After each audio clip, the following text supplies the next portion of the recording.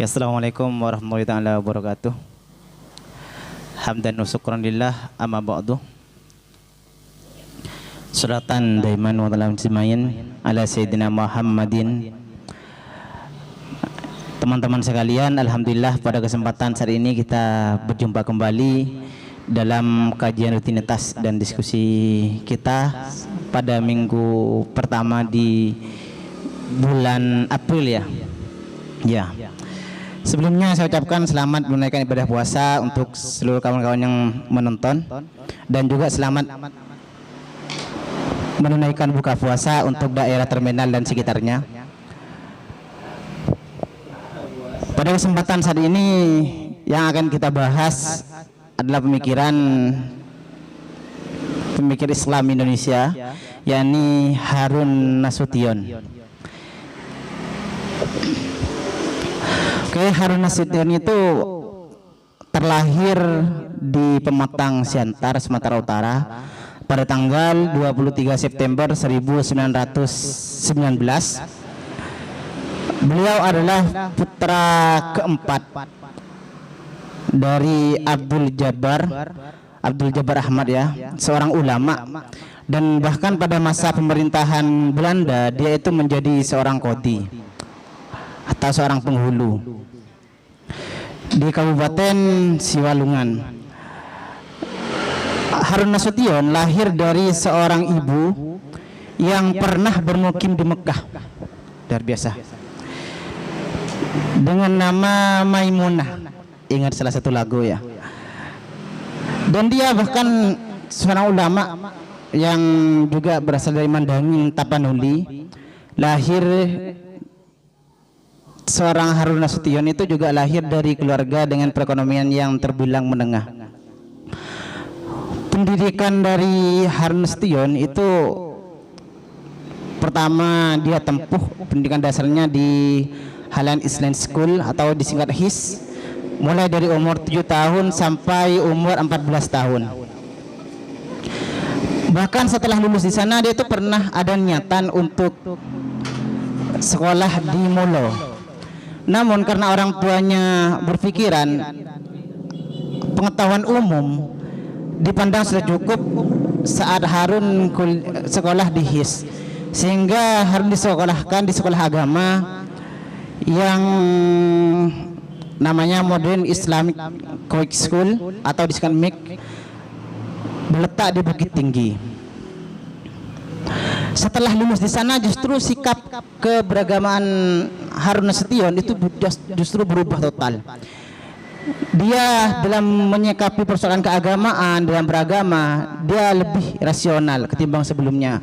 Itu jauh sangat kontras dengan keluarganya yang latar keluarganya seorang penganut Islam yang tradisional. Setelah lulus dari situ, karena keinginan orang tua yang seorang ibu yang dulu pernah bermukim di Mekah, maka juga menginginkan Harun Nasution untuk melanjutkan kuliahnya atau melanjutkan pendidikan selanjutnya di kota Mekah. Padahal sebelum berangkat ke Mekah dia pernah diterima di salah satu sekolah HIK, yang sekolah itu notabene-nya populasi dari Ormas Muhammadiyah. Di Mekah, Harun justru hanya menempuh pendidikannya itu hanya sekitar setengah tahun saja. Dia merasa tidak betah karena bagi Harun Nasution di Mekah itu terlalu tradisional, sehingga dia berpikiran kalau terlalu lama di sana menempuh pendidikan di sana justru akan menyebabkan pola pikir dari Harun Nasution itu menjadi jumud, tidak berkembang. Baru pada tahun 1938, namun sebelum itu dia minta restu kepada orang tuanya untuk melanjutkan ke jenjang perkuliahan ke Mesir, untuk boyong ke Mesir. Setelah upaya negosiasi dengan orang tuanya, pada akhirnya dia diizinkan untuk melanjutkan ke Universitas Al-Azhar di Fakultas Usuluddin. Namun sebelum diterima dia harus juga menempuh semacam, seandainya sekarang itu ada semacam tes, sehingga semacam tes ya, sehingga setelah kalau dia lulus dari tes itu membuat dia mendapatkan gelar atau setara dia sudah sekolah aliyah gitu. lulus dari Al-Azhar, menempuh atau masuk Fakultas Usuluddin, yang dia masuk ke sana karena dipandang di sana itu banyak, di fakultas itu banyak ilmu-ilmu umum, termasuk ada ya ilmu kalam, filsafat dan sebagainya. Dia bahkan melanjutkan ke jenjang yang lebih tinggi untuk mendapatkan gelar MA, yakni ke McGill di Universitas di Kanada pada tahun 1962. Keinginan untuk menambah pengetahuan, dan juga saya rasa di sini juga Harun Nasution itu juga gemar menempuh gelar ya, karena keinginannya untuk menempuh pendidikan setengah tahun lagi itu hanya untuk mendapat gelar PhD. Setelah menempuh pendidikan di sana, Harun Nasution itu banyak mendapat tawaran dari universitas di Indonesia untuk menjadi dosen, termasuk diantaranya UI. Yang lebih menarik, syarat agar Harun itu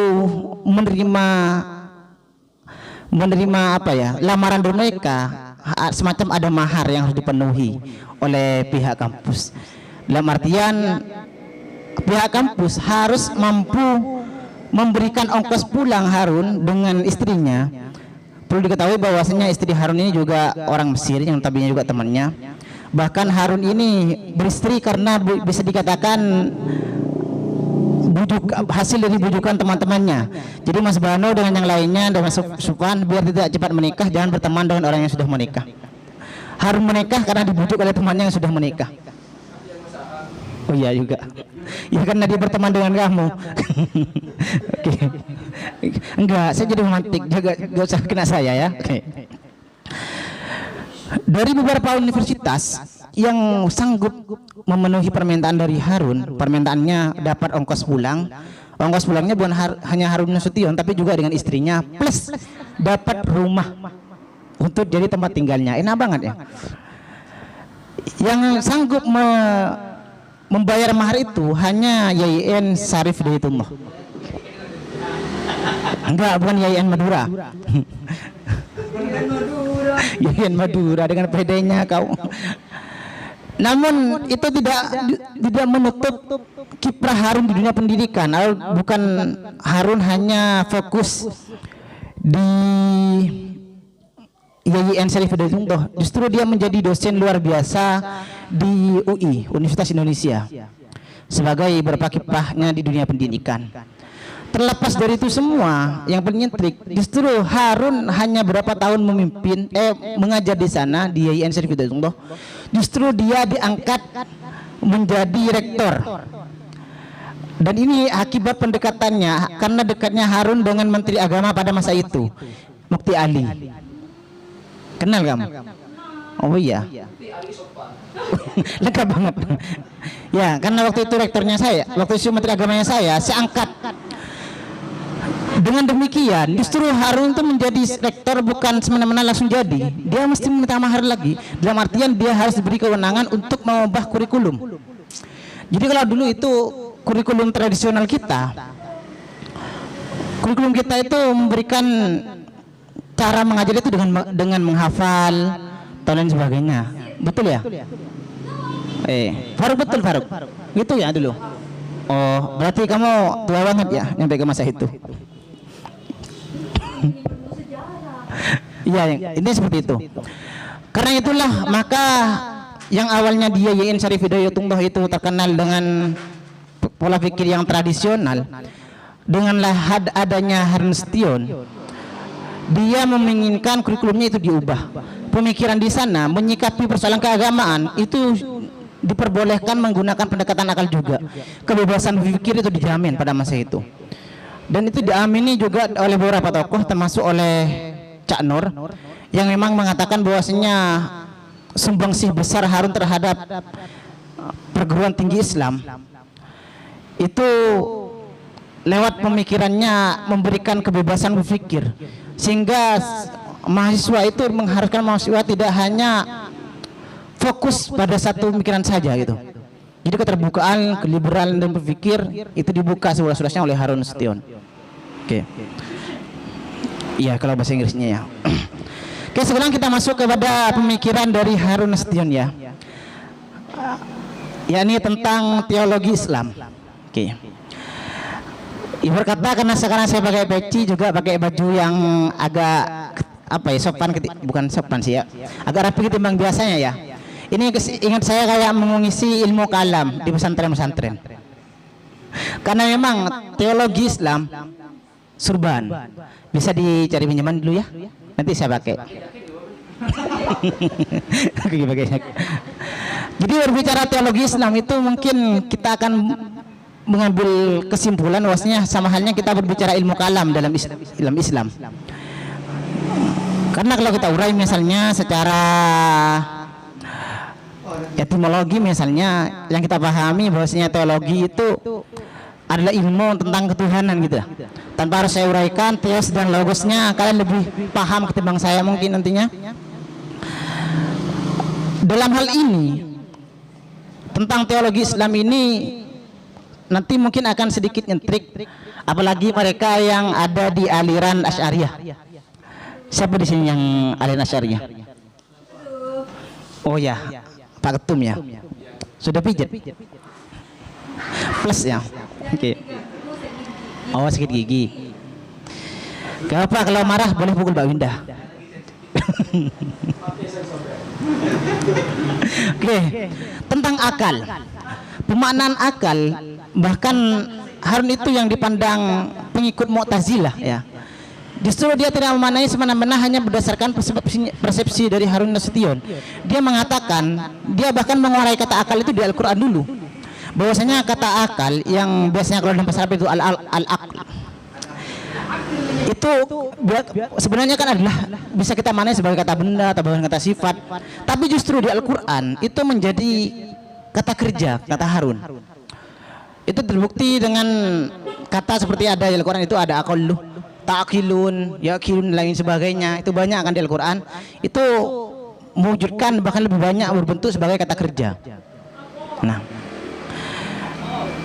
di sini Harun mengatakan bahwasanya akal itu dimaknai sebagai mengikat atau menahan. Jadi seorang yang berakal adalah seorang yang terikat, seorang yang bisa menahan. Seorang yang berakal, seorang yang bisa bijaksana, kalau kata Harun. Ini mungkin akan sama dengan yang sering disampaikan oleh para pemikir lainnya, karena Harun junjung tinggi akal. Sehingga dia mengatakan juga sama dengan pemikir lainnya, akal itu justru juga yang membedakan antara manusia dengan makhluk lainnya. Cek ngocol kena. Takut tak terima. Cek. Takut tak terima. Kalau saya tadi bahas masalah Asy'ariyah ya. Nanti Ruqyah, nanti malam aja yuk Ruqyah. Kalau mau dikeluarin. Enggak, maksudnya kemampuanmu gitu loh. Jangan kemana-mana. Akbar noleh langsung bicara keluarin. Jadi yang dimaksud akal itu seorang yang berakal, sebagaimana saya sampaikan tadi, itu dia adalah menyikapi suatu persoalan. Dimaksud menyikapi diri, dimaksud mengikat, karena dia terikat dalam artian tidak gegabah dalam mengambil keputusan. Dia disebut menahan. Dia bahkan mampu menahan amarahnya, emosinya. Sehingga orang yang berakal cenderung bijaksana, seorang yang cenderung mampu memberikan apa ya, orang yang selalu solutif itu adalah orang yang berakal, orang yang selalu menggunakan akal. Dan akal bagi Harun Nasution itu dibagi dua. Itu ada yang disebut akal praktis, ada juga akal teoritis. Ya. Akal praktis itu adalah akal yang mampu memahami segala sesuatu itu dari satu yang sifatnya materi. Jadi satu yang sifatnya materi nampak. Wow. Enggak apa-apa. Karena cara salah pegang tadi mungkin ya. Memahami segala sesuatu itu jika menggunakan akal. Bukan bahasa, enggak boleh gitu. Akal praktis itu dalam sudut pandang Harun Nasution gitu Yang dimaksud memahami segala sesuatu itu berdasarkan materi itu apabila ada objeknya nampak. Jadi misalnya saya memahami, saya gak sebut objek, salah satu yang hadir di sini sebagai orang yang benar, orang yang cakap gitu, yang ganteng lah gitu, itu dengan saya melihatnya gitu, itu objek materi nampak. Sedangkan akal teoritis menurut Harun Nasution itu adalah akal yang memahami segala sesuatu itu yang sifatnya metafisik. Jadi kalau kita mungkin kalau seorang filsuf barat mengatakan ketidakmampuan akal itu saat ada di satu yang sifatnya metafisik, tidak mampu dinalar oleh akal. Tapi justru Harun Nasution mengatakan justru bukan dengan tidak mampunya menalar, bukan lantas tidak ada peran akal. Tapi saat kita memahami itu justru ada peran akal di sana. Meskipun akal tidak mampu untuk menalar lebih lanjut, lebih jauh. Tuh. Oke. Selanjutnya pembahasan kita itu adalah tentang wahyu. Ya. Ya karena memang tentang teologi Islam ini yang selalu menjadikan pertentangan, menjadi kritikan terhadap Harun itu adalah akal versus wahyu. Ya. Iya. Nanti. Bagi orang ya. Jadi wahyu itu, kalau Harun memandang wahyu simpelnya itu adalah penolong akal. Wahyu itu adalah penolong akal bagi Harun. Sampai di mana akal tidak mampu, biasanya ditolong oleh wahyu. Jadi penolong ya. Iya, mana wahyu itu? Ada wahyu di sini. Firman Syah wahyu. Wahyu Firman Syah. Firmannya bukan wahyunya. Iya kan? Enggak kan wahyu berbentuk firman. Tapi firman bukan wahyu sama sekali. Iya bukan wahyu dia. Apa? Oke, kita lanjut. Oh ya. Biar saya pertegas ya. Nanti kasih tahu ini menit berapa biar Nabila nonton. Jadi firman itu adalah salah satu bentuk wahyu yang diberikan kepada Nabi lah. Karena wahyu itu bagi Harun itu adalah satu yang sifatnya itu untuk memberikan gambaran tentang alam akhirat, tentang kehidupan yang akan datang. Iya, selain hanya untuk memberikan penolong atau memberi penolong terhadap akal itu sendiri. Tapi tidak menafikan juga bahwasanya wahyu itu bagi Harun sama halnya dengan para mufassir lainnya adalah sesuatu yang memang datangnya dari Allah Subhanahu wa taala yang bisa melalui malaikat Jibril disampaikan kepada para nabi untuk didakwahkan kepada para umatnya. Bahkan Harun itu juga menemukan baginya ada semacam metode dalam penyampaian wahyu itu, yakni disebut sebagai metode bisikan. Metode bisikan yang dibisikkan kepada jiwa seorang itu. Ada juga yang melalui perantara malaikat Jibril itu. Iya. Berat juga wahyu ini. Sehingga karena tidak mampu mengemban wahyu, makanya diubah menjadi firman. Selanjutnya ada pertentangan. Bagi orang sih pertentangan antara akal dan wahyu. Jadi bagi kebanyakan orang mengatakan Harun Nasution itu mempertentangkan antara akal dan wahyu, akal versus wahyu. Tapi padahal bagi Harun Nasution itu keduanya ini tidak bisa dipisahkan. Pertama misalnya, sebelum lebih jauh, Harun Nasution itu mengatakan porsi penggunaan antara akal dan wahyu itu akan mempengaruhi cara pandang dan cara gerak seorang dalam beragama. Dari seperti ini, saat seseorang memberikan porsi lebih banyak terhadap wahyu tapi justru lebih sedikit kepada akal, maka yang akan terjadi adalah seorang muslim yang tradisionalis.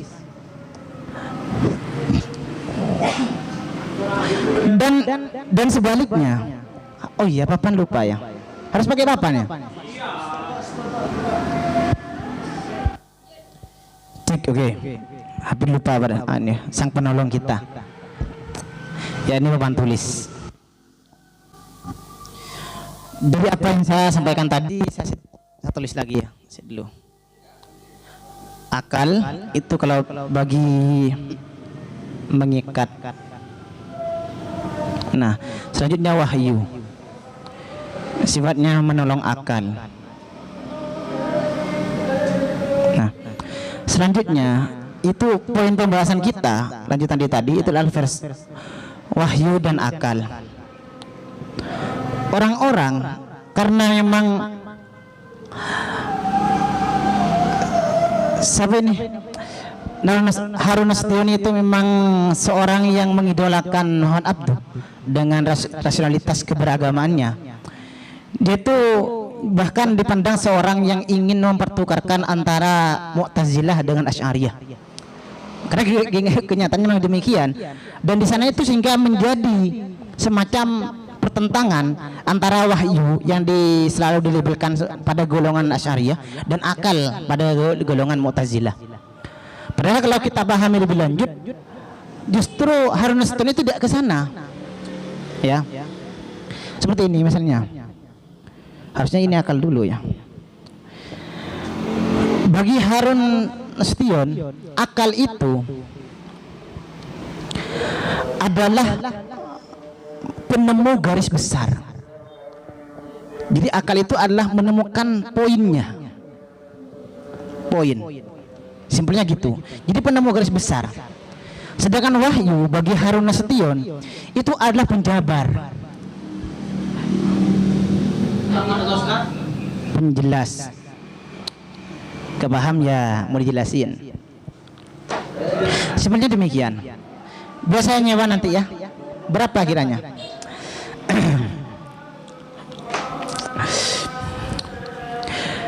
Kenapa saya saya kasih gambaran demikian yang akan nanti menjadi poin pembahasan kita selanjutnya di pembaharuan teologi menurut Harun Nasution.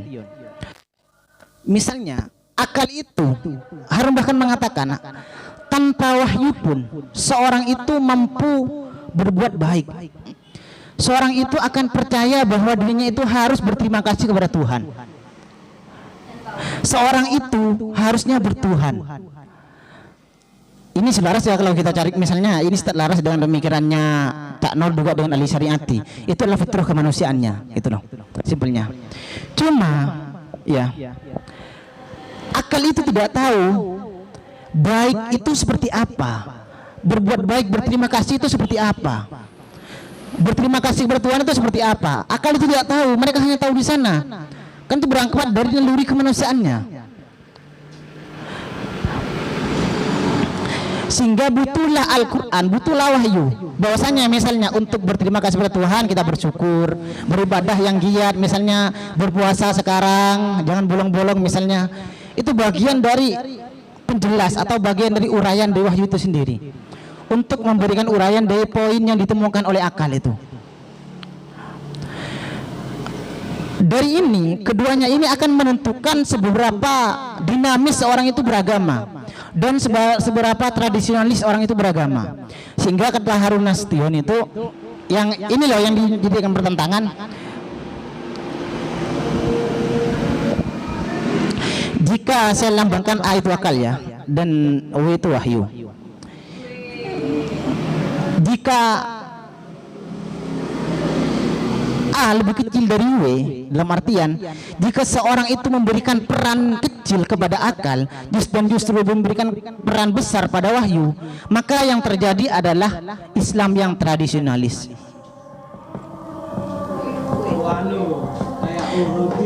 Jumut gak usah sebut-sebut, nanti juga disebutkan sendiri.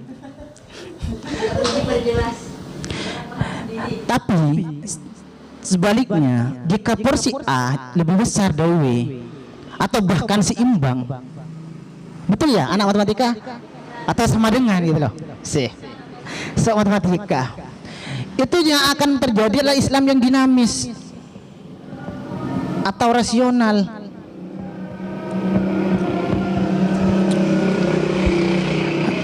Dan dari sini Bahkan dengan belak-belakan Harun Nasution itu mengatakan kejumutan berpikir umat Islam itu gara-gara dan salahnya ulama klasik terdahulu yang memberikan, maaf ya netizen bukan kata saya ya, yang memberikan semacam doktrin pada zaman dahulu itu. Harusnya yang dogma itu kan yang harusnya menjadi dogma itu adalah Al-Quran dan hadis, kata Harun Nasution. Tapi bagi seorang ulama klasik yang memberikan semacam doktrin kepada penerusnya, ulama-ulama selanjutnya, justru hasil ijtihad itu menjadi dogma juga. Ini loh kesalahan bagi Harun, kata Harun itu. Harusnya yang menjadi dogma itu hanya Al-Quran dan hadis. Sedangkan hasil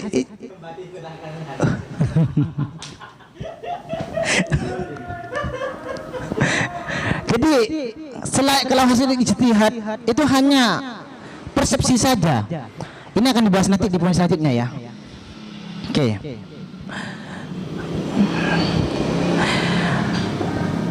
Dalam hal ini, kalau seorang menggunakan porsi akal lebih besar, dia melihat dia akan mempergunakan wahyu itu sebagai pengurai, dan tidak mungkin, kata Harun, tidak mungkin dan juga tidak boleh akal melampaui wahyu. Tidak boleh melampaui wahyu. Ini yang dipertegas oleh Harun. Tapi orang-orang memandang Harun itu justru seperti seorang yang Mu'tazilah, yang mengatakan bahwasanya akal itu bahkan boleh, bahkan di atasnya wahyu. Harun tetap mengakui bahwasanya umat Islam itu tidak bisa diubah dan tidak bisa berpaling dari dalil nakliyahnya. Gitu. Nah, jadi pertentangan seperti ini itu saya rasa sudah menjadi garis jelas. Jadi yang dimaksud Harun, akal itu cukup menemukan poin besarnya saja. Tanpa wahyu pun manusia itu sudah bisa tahu bahwasanya manusia itu harus berbuat baik dan manusia itu tidak boleh berbuat baik. Pertentangan selanjutnya yang menjadi pertentangan, gimana? Seseorang itu harus boleh berbuat baik dan tidak boleh berbuat tidak baik, gitu loh. Ya, terburu-buru. Iya, tidak boleh berbuat jahat. Bahkan kata Harun, bahkan dia tuh berkewajiban juga untuk berbuat baik tanpa wahyu. Ini pertentangan juga menjadi dengan golongan Asy'ari kalau nggak salah. Tanpa wahyu pun seorang akal itu harus memberikan semacam legitimasi bahwasanya dia itu wajib berbuat baik dan haram hukumnya berbuat buruk gitu atau berbuat dosa gitu. Tapi mereka juga di sini tuh hanya ada gambaran seperti itu, gamblang saja. Butuh penjelasan di Al-Qur'an. Sebaliknya, sekali lagi saya tekankan ya, ini tidak boleh melampaui ini, gitu loh. Oke, sampai di sini paham ya?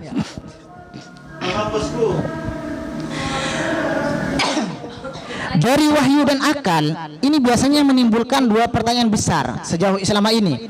Untuk paling atas saya hapus ya, apa? Oke. Saya kayak ngisi tentang ya ini kebenaran, teori kebenaran ya. Di mana tisu?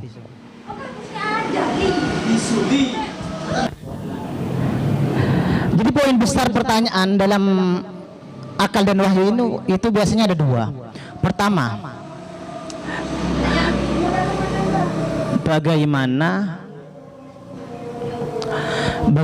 menemukan Tuhan, mengetahui Tuhan ya. Jelas ya, mengetahui Tuhan.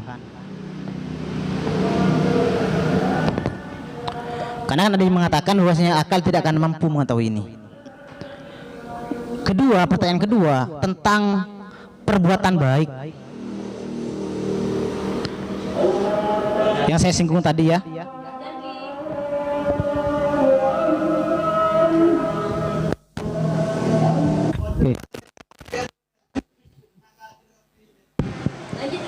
Oke. Jadi bagaimana mengetahui Tuhan bagi Harun Nasution itu menggunakan akal itu bisa.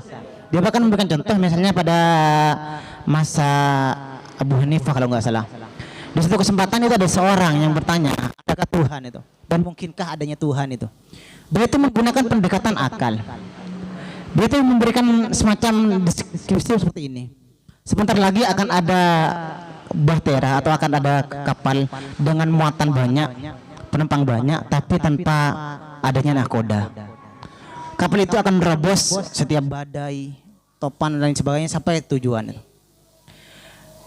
Enggak, bukan Titanic. Kamu kok Titanic terus?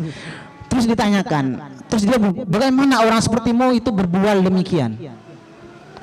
Abu Hanif itu mengatakan, sama halnya demikian, bagaimana bumi dan alam ini yang sudah terstruktur rapi seperti sekarang ini tidak ada yang mengendalikan. Jadi itu bagian dari pendekatan akal. Saya kayak mengisi materi NDP. Yang sebelum lanjut angkat tangannya. Mas la ilaha illallah. Enggak, nanti bertentangan saya enggak. Jadi lewat akal itu sebenarnya sudah kita mengetahui Tuhan. Tapi bukan cukup dengan akal, lagi-lagi kita butuh wahyu untuk menopangnya gitu loh. Ini dua pertanyaan besar. Pertanyaan kedua yang menjadi pertentangan tentang perbuatan baik. Bagaimana mungkin akal itu bisa mengetahui hal yang baik atau mengetahui satu itu wajib berbuat, seorang itu berbuat baik tanpa adanya wahyu.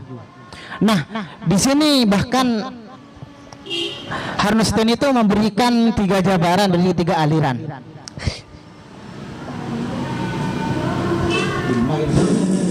Jadi di sini tuh ada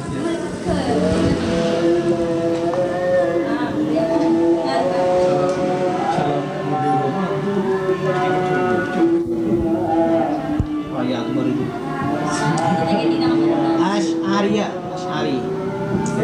Iya. Ada Mu'tazilah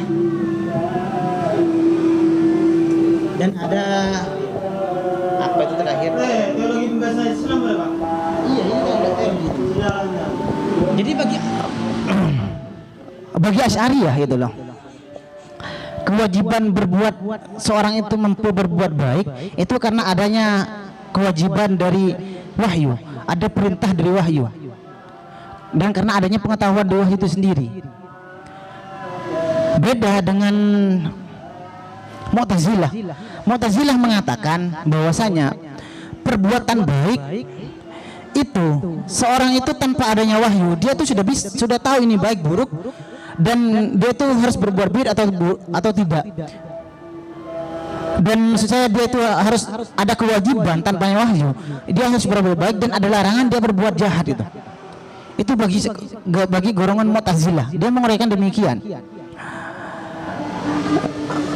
Tapi dia juga bagi Harun Nasution, manusia juga butuh wahyu untuk menjelaskan seperti apa yang dimaksud berbuat baik itu, misalnya seperti berkata jujur, dan seperti apa berbuat jahat itu yang dilarang tadi gitu loh. Jadi butuh itu untuk memperjelas sehingga tidak ambigu dari akal itu sendiri. Karena sekali lagi kembali ke tadi, akal itu hanya menciptakan garis besar atau poin. Untuk penguraian atau penjelas itu ada wahyu. Nah selanjutnya itu adalah Maturidiyah. Sih, kayak tulisan dokter. Ada yang samarkan, ada yang bukhoro. Yang samarkan ini, Maturidiyah samarkan itu dekat sekali dengan pemikirannya dengan Mu'tazilah. Bahkan yang mengatakan bahwasanya tanpa wahyu pun manusia itu sudah tahu bahwasanya ini baik dan buruk, dan tapi tidak bisa mewajibkan berbuat baik dan buruk, atau tidak bisa menyatakan atau memberikan perintah untuk berbuat baik dan melarang berbuat buruk tanpa adanya Al-Quran. Itu kalau yang samarkan. Ada yang buhuro itu justru menentang bahwasanya kita butuh Al-Quran.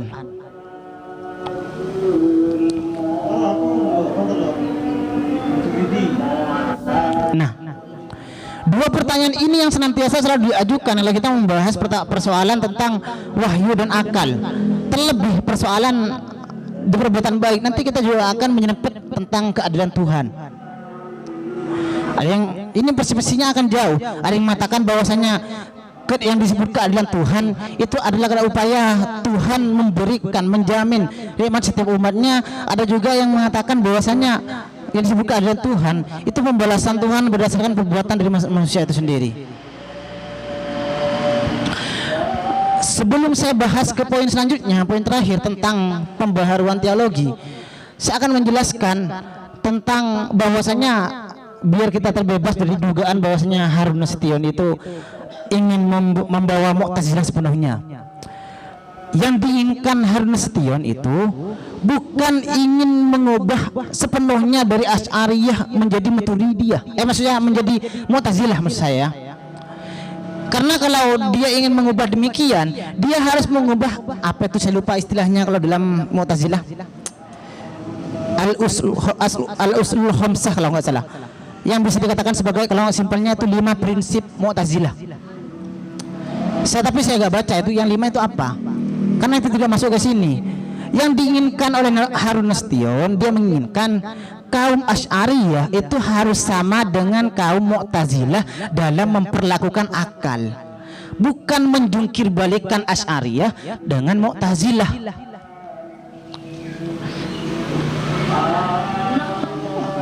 Jadi yang diinginkan, ulang lagi, yang persepsi yang ada di masyarakat mengatakan bahwasanya Harun itu ingin mengubah Asy'ariyah menjadi Mu'tazilah. Padahal kalau ingin mengubah Asy'ariyah atau mendirikan Mu'tazilah, saya lupa itu apa ya,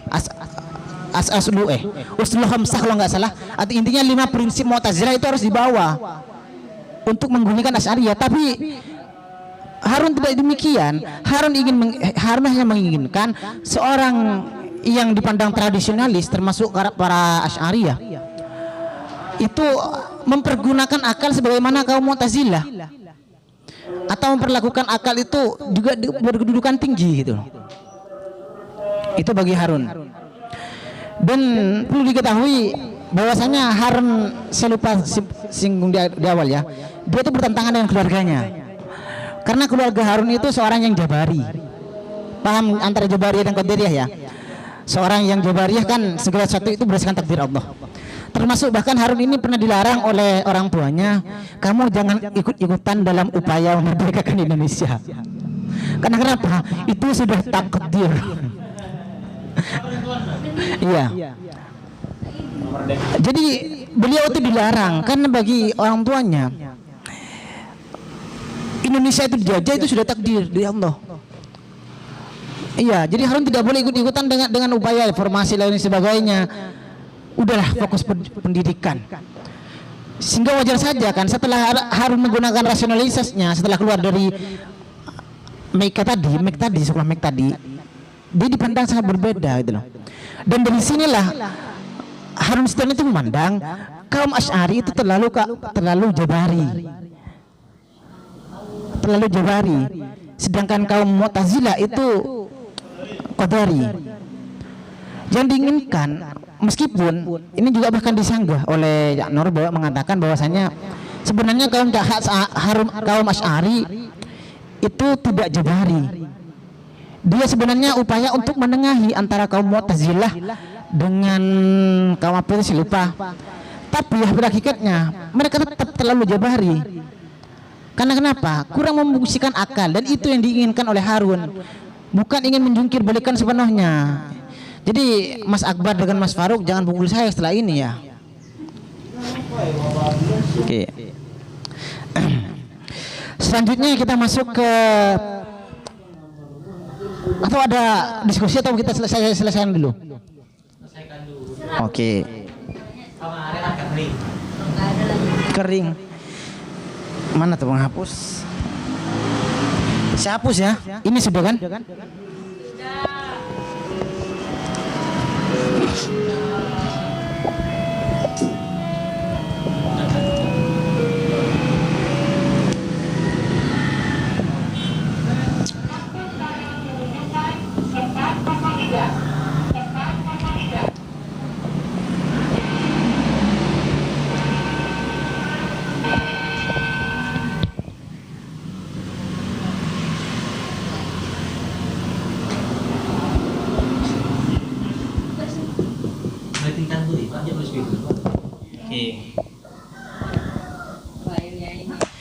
Sekali lagi saya tegaskan bahwasanya Harun itu masih mengagungkan teks Al-Quran dan hadis, kan itu bagian dari wahyu.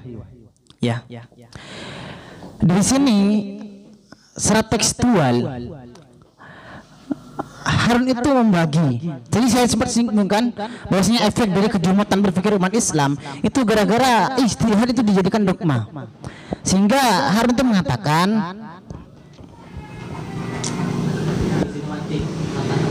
ya gak apa-apa. Ada yang disebut sebagai simpel, kalau kita seandainya larikan ke kebenaran, itu ada yang disebut sebagai kebenaran absolut. Absolut pakai D. Dan juga ada persepsi. Jadi seperti ini. Ini mungkin yang agak nyentrik ya. Yang absolut bagi Harun ya. Bagi Harun, yang absolut dari Al-Qur'an itu yakni Al-Qur'an dan hadis.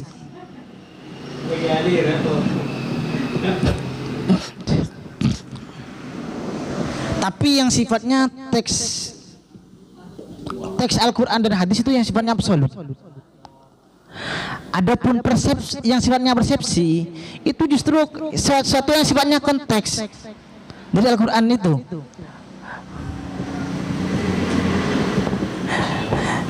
Jadi hasil ijtihad itu ada persepsi. Kejumutan, kenapa terjadi kejumutan? Karena memang ada pemaksaan, ada doktrin dari ulama terdahulu terhadap ulama selanjutnya. Dan ini yang disebut oleh kita sebagai taklid. Tanpa ada upaya kritis, tanpa ada upaya menganalisis terlebih dahulu, tahu-tahu sudah mengimani, tahu-tahu sudah mengikuti. Ini yang ditentang oleh Harun. Jadi semacam ada kejumutan terstruktur gitu loh. Kemiskinan, kalau bahasanya kalau itu kemiskinan terstruktur, ini ada kejumutan yang terstruktur. Kok bisa terjadi kejumutan? Karena bisa dilihat atau tidak. Karena kita juga harus akui perkembangan zaman dari yang sekarang dan yang lalu itu pasti berbeda. Kalau seperti ini, kalau kita hanya taklid ijtihad, kita tidak akan menumpangi sepeda motor. Kita akan menaiki unta dan kuda. Itu bisa demikian. Jadi upaya semua hasil uraian termasuk penafsiran dari para ulama itu sifatnya persepsi bagi Harun. Yang sifatnya absolut itu adalah teks Al-Qur'an dan hadisnya. Karena namanya juga absolut, sampai kapanpun ini akan kekal. Bukan kayak ngisi NDT. Dan yang namanya persepsi itu sifatnya goyah. Kenapa demikian? Saat ada hasil ijtihad terbaru, itu ijtihad yang lama pasti akan tergusur, akan tersaingi. Kalau ini disinyalir absolut juga, ini akan kontradiktif dengan apa ya? Keabsolutan Al-Qur'an. Bukan keabsolutan Revo. Ini akan kontradiktif sekali, karena kalau ini disaingi, kalau ada yang menentang ini secara tidak langsung, kalau ada yang menyalahi ini, maka dia secara langsung menyalahi Al-Qur'an. Kata Harun. Jadi Harun itu juga penentang bagian dari pernyataan bahwasanya pintu ijtihad itu sudah tertutup gitu. Harun itu masih menginginkan bahwasanya pintu ijtihad itu harus senantiasa terbuka. Karena kalau tidak demikian, Islam itu tidak akan bisa dinamis terhadap perkembangan zaman. Bahkan dia memberikan semacam analisis historisnya beragama pada masa Islam klasik misalnya, gabung ke Islam pertengahan itu misalnya kemajuan seperti adanya Ibnu Rus, Ibnu Sina. Tapi tidak menutup kemungkinan juga ulama-ulama pada masa itu juga ada yang menuangkan wahyu. Itu.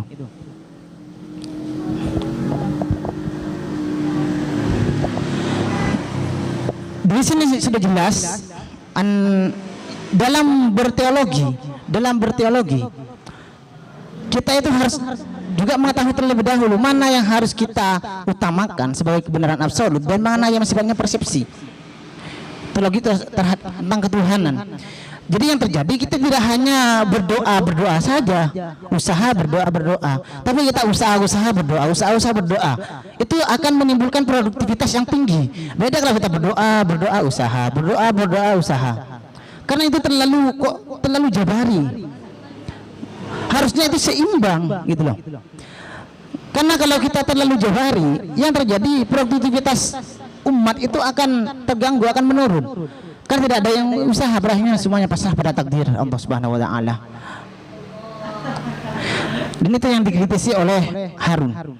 Sehingga kesalahan dalam memilih keyakinan atau memilih kepercayaan itu akan berefek juga dalam kesalahan dalam berteologi. Jadi sebenarnya dalam berteologi manusia itu diberikan kebebasan, tapi kebebasan manusia itu sebebas-bebasnya kebebasan akal manusia tidak bisa melampaui dan tidak mungkin juga mampu menyaingi dari wahyu itu sendiri. Mungkin hanya itu dari saya. Silakan yang lain. Oke, menarik sekali ya. Jadi untuk Mbak Winda, mungkin saya menyesal Mbak tidak mengambil Harun Nasution ya, saya menyesal karena memang ada kecocokan ya, menarik, ada kecocokan berpikir ya mungkin ya. Oh, ternyata saya tidak sendiri gitu. Ternyata dalam melihat kekacauan ini lebih-lebih tentang egoisme ulama klasik. Saya ditegur ulama klasik. Ya. Karena saya juga mendapat, wah, kita ini produk gagal kejumudan umat Islam ini dihadirkan oleh itu katanya waktu masa-masa umat Islam itu pesimisme ulama klasik dalam memandang kita ini bodoh. Kita bodoh bagi ulama klasik karena kita tidak dapat memenuhi standarisasi yang mereka kategorikan, karena mereka memang sudah sampai pada kategorisasi gitu, dan kita yang terlalu posmo untuk memenuhi kategorisasi itu. Kita terlalu posmo, men. Kita terlalu masyarakat posmo untuk memenuhi standarisasi ulama klasik yang terlalu salafi mungkinnya ya. Jadi kita tidak akan sampai kapanpun tidak akan sampai, karena memang faktor lingkungan, sosial, budaya yang sudah membentuk kita terlalu posmo. Jadi dalam melihat pola pikir bagaimana pembaruan teologi dari Harun Nasution ini, dalam bahasa Inggrisnya Mas Baru, Nasution,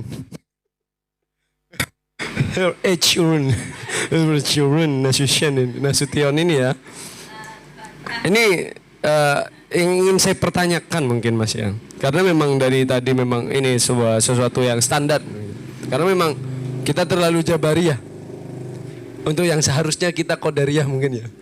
Dan kita terlalu qadariyah kadang untuk sesuatu hal yang kadang jabariyah gitu ya.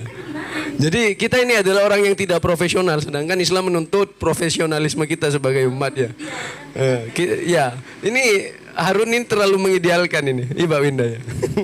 Ini pertanyaannya nih, ada pernyataan dari Harun bahwa akal itu tidak boleh melampaui wahyu. Pertanyaannya, bagaimana akal melampaui wahyu? Pertanyaannya, kalau memang akal itu dari tadi hanya anggaplah sebagai kebenaran persepsi dalam pembaruan teologi Harun, dan kebenaran absolut kan ada dua ya. Kebenaran persepsi itu ranahnya akal, absolut itu ranahnya tekstual tadi. Hal-hal yang bersifat absolut, Al-Quran, hadis yang sudah tidak ada peran kita. Kalau sebenarnya kan apa perbedaan Islam dengan agama Kristen?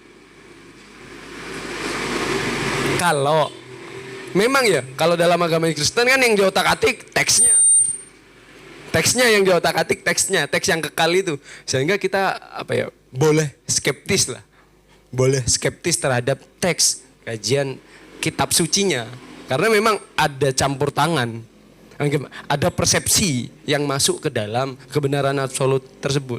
Nah, umat Islam ini lebih halus kejumudannya, makanya lebih lama, lebih awet, karena memang lebih halus. Kita memang tidak mengotak-atik teksnya, kita tidak mengotak-atik kebenaran absolutnya, tapi kebenaran persepsinya kita absolutkan di sini, kan gitu ya. Jadi kejumutan kita lebih halus. Kita menganggap Al-Quran kita dijaga oleh Allah, tapi kita dirusak sendiri dengan bagaimana menempatkan keabsolutan kebenaran teks tadi terhadap kebenaran ijtihad yang tiba-tiba tekstualis juga. Nah seperti itu ya. Jadi kita ini lebih halus umat Islam. Kita bangga dengan kehalusan kita, kelembutan kita. Sofin. Ya Sofan. Artinya lembut. Sama, kejumutan kita itu lembut. Dan yang lembut itu yang bikin tegang. Iya Mas Firman. Ketawa. Nah, dalam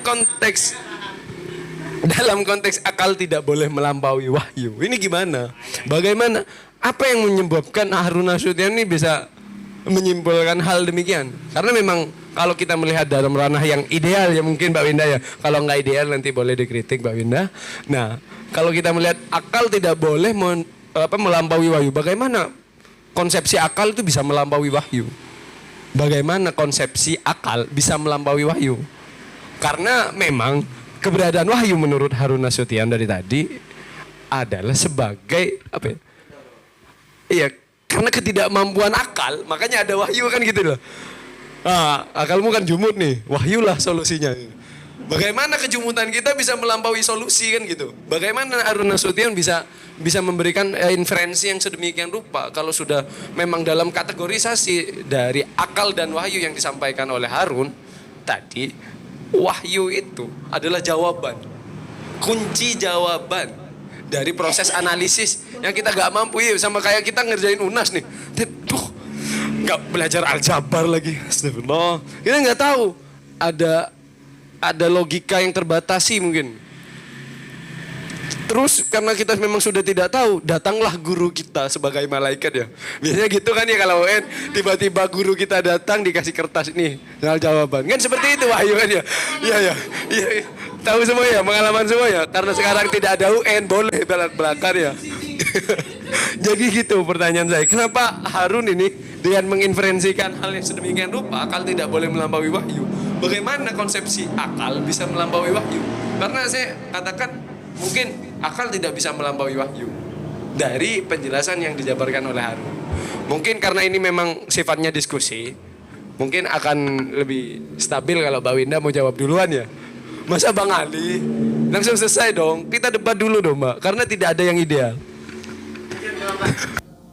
Jadi memang karena Harun Nasution ini juga seorang yang berislam secara filosofis dan rasional. Jadi akar dari pemikirannya, saya membacanya mungkin juga bisa jadi untuk penegasan bahwasanya dia itu tidak Mu'tazilah. Bagaimana mungkin, seperti apa sih konsepsi sehingga akal itu melampaui wahyu? Itu konsepsinya kaum Mu'tazilah.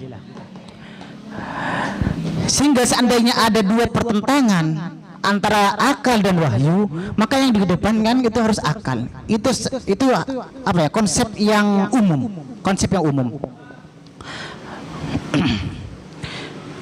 Misalnya dalam konsep khususnya dalam satu persoalan akal itu melampaui wahyu tentang keselamatan manusia di akhirat, ya, masa depan manusia di akhirat. Bahwasanya manusia itu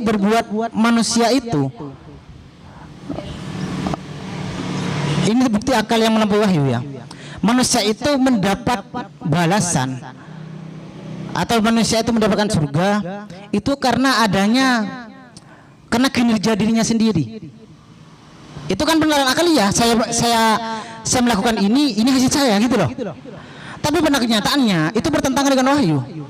Kalau di Al-Quran ada bahwasanya manusia itu juga selamat karena adanya rahmat. Tapi juga tidak mungkin itu juga gitu loh. Itu bagian dari konsepsi bahwasanya akal itu bisa melampaui wahyu. Ini ada dipahami nih gitu loh. Jadi kalau secara filosofis karena sekali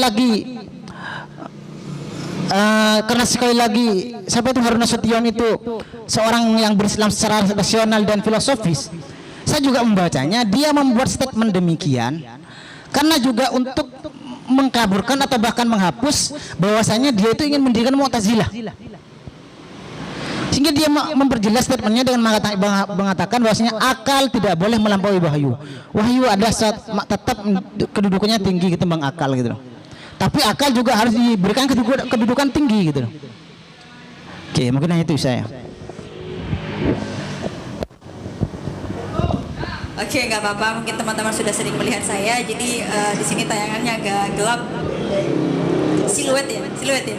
Hitam putih ya. Oke. Samain sama dalam Oke, tentang pertanyaannya Banu, sebenarnya juga ingin bertanya, cuman saya menanggapi dulu dari pertanyaannya Banu tentang bagaimana konsepsi. Pertanyaan nggak bisa ditanggapi, bisa jadi jawab. Ayolah. Nggak apa-apa, kan dijawabnya dari Ali tadi. Jadi aku menanggapi Banu, terus juga sekaligus menanggapi Ali. Gitu. Tadi pertanyaannya gimana? Ini Sofan jadi.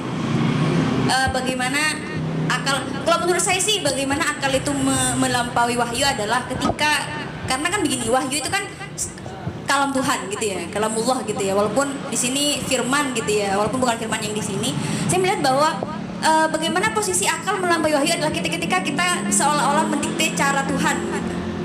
Begini, saya melihat bahwa saat ini kebenaran absolut dan persepsi itu tidak hanya diutak-utak di kebenaran persepsi, tapi sekarang kita sudah mau melampaui bagaimana kita mengotak-atik dari kebenaran absolut tadi. Karena begini, sebentar. Iya, karena begini. Karena teks gitu ya, kita tidak bicara kebenaran persepsi. Karena kebenaran persepsi sudah mungkin kita pahami, itu sudah kebenaran persepsi kita saja yang terlalu mengkategorisasi itu seolah-olah itu ideal. Seolah-olah itu benar gitu ya. Padahal ideal itu gak ada gitu. Iya, kita hanya berharap ke situ aja sebagai embel-embel bagaimana kita mencapai kehidupan yang ideal gitu. Tapi yang kita sekarang justru kita sudah mulai masuk ke ranah kebenaran absolut itu. Misalnya begini, Al-Quran tadi, saya menanggapi pernyataannya dari Harun Nasution dan Harun Nasution tadi. Dia sudah mati. Almarhum Harun Nasution. Jadi, Allahumma fillahu. Setelah bulan Ramadan ya. Jadi kan dia kan beliau tadi menyebut bahwa Al-Quran, wahyu itu sifatnya sebagai penjelas. Cuman yang sekarang yang menurut saya merupakan upaya yang hampir mungkin menurut Nasution itu melampaui wahyu adalah kita sudah mulai meragukan teks itu sendiri gitu. Karena begini, kalau misalkan tafsir itu sudah kita tahu sudah semuanya bersifatnya persepsi, tapi sekarang kita mempertanyakan teks, apakah benar teks yang kita tulis bahwa maksudnya begini. Sekarang ada beberapa pemikiran yang saya lupa pemikirannya siapa yang membedakan antara wahyu dengan Al-Quran gitu. Wahyu itu absolut gitu. Tapi Al-Quran sendiri itu netral dan dia bersifatnya dia fleksibel ketika ia berhadapan dengan akal gitu. Nah, bisa jadi teks yang sifatnya kaku tadi dalam artian dia netral tidak memiliki penafsiran, tidak memiliki kecenderungan apapun gitu, dan kita mengambil itu sebagai koridor, kita mengambil itu sebagai indikator baik dan buruk. Tapi ketika kita menggunakan akal, itu justru seolah-olah fleksibel untuk kita gunakan untuk sebagai legitimasi perbuatan kita gitu. Maksudnya begini, ada kemarin sempat pertanyaan juga yang ditanyakan kepada saya, semoga tidak muter-muter ya. Pertanyaannya juga dipertanyakan kepada saya waktu itu adalah, kenapa Al-Quran, kalau memang Al-Quran di situ sebagai penjelas, kenapa dia butuh penjelasan? Gitu.